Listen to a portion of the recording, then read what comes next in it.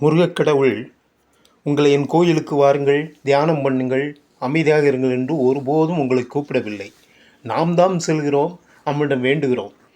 அப்படி நாம் உண்மையிலே முருகனை வேண்டுமென்றால் ஒரு மனதோடு வேறு எந்த சிந்தனையும் இல்லாமல் இருக்க வேண்டும் என்பதுதான் தாற்பயம்.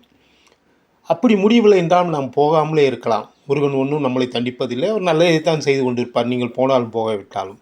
எப்படித்தான் நக்கீரர் ஒரு முறை தியானத்திலே இருந்தார். இறைவனை வழிபட்டு கொண்டிருந்த பொழுது அங்கு உள்ள குளத்திலே ஒரு இலை கீழே விழுந்தது. அந்த இலை அந்த குளத்தின் பாதி தண்ணீரிலும் மீதி தரையிலும் இருந்தது. பாதி தண்ணீரில் விழுந்தது மீனாகவும் தரையில் விழுந்தது பறவையாகவும் மாற்றி மாற்றி இழுத்து கொண்டிருந்தன. இதை தற்செயலாக நக்கீரர் பார்த்து விட்டார். சிறிது அவருடைய அந்த இறைவன் எண்ணம் குறைந்தது, மறைந்தது. அவ்வளவுதான். திடீரென்று ஒரு அடி முதுகிலே ஒரு பூதம் நக்கீரை அடித்து ஒரு குகைக்குள் தூக்கி சென்று விட்டது. அந்த குகையில் ஏற்கனவே இந்த மாதிரி பெரிய பெரிய ஞானிகள் அங்கே ஒரு 999 பேரை அடைத்து வைத்திருந்தான் அந்த அரக்கன், அந்த பூதம். அப்படி 1000 பேர்த்தை கொன்று விட்டால் அவன் மாபெரும் சக்தியை பெறுவான் என்பது அடைத்து அவர்களை கொன்றுவிட்டு ஒரு மாபெரும் சக்தியை பெறுவதற்காக ஏற்பாடு பண்ணியிருந்தான். இப்போது நக்கீரரும் 1000 பேர் வந்ததா அவர்களை கொல்ல தயாராகிவிட்டான். மற்றவர்களெல்லாம் அழுதார்கள், அடப்பாவி நாங்களாவது நிம்மதியாக இருந்தோம், இப்போ நீ வந்து சேர்ந்தவனே எல்லாரும் சாக போருமே என்று சொல்ல, நக்கீரர் பாட்டு முருகனை நோக்கி தன்னுடைய நிலையை எண்ணி பாட்டு பாடினார். அப்படி முருகனிடமிருந்து வேல் வந்து அந்த குகையை உடைத்து அரக்கனையும் கொண்டு அவர்களை காப்பாற்றியது என்பது ஒரு முக்கியமான நிகழ்வு.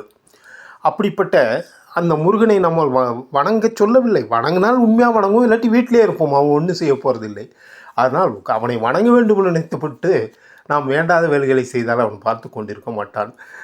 சில நாள்களுக்கு முன்னால் தேவையில்லாமல் அங்கே ஒரு பிரச்சனையை உருவாக்கி ஒரு கலவரத்தை தூண்டும் விதமாக நடந்தது நாம் எல்லாரும் அறிந்து. அதெல்லாம் தேவையா?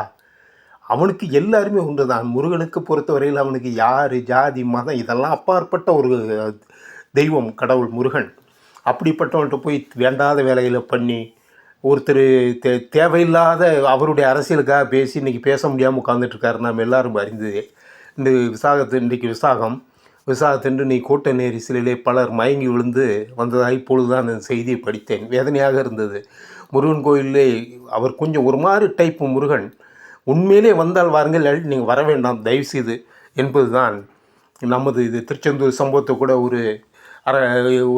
ஒரு அதிகாரி உண்டியில் என்னமோ நடந்த சம்பவத்தோடு சொல்லியிருந்தோம். ஆகவே முருகன், அந்த திருமுருகனை வணங்குவதற்கு வருவதென்றால் வாருங்கள், இல்லாவிட்டால் வர வேண்டாம். நன்றி, வணக்கம்.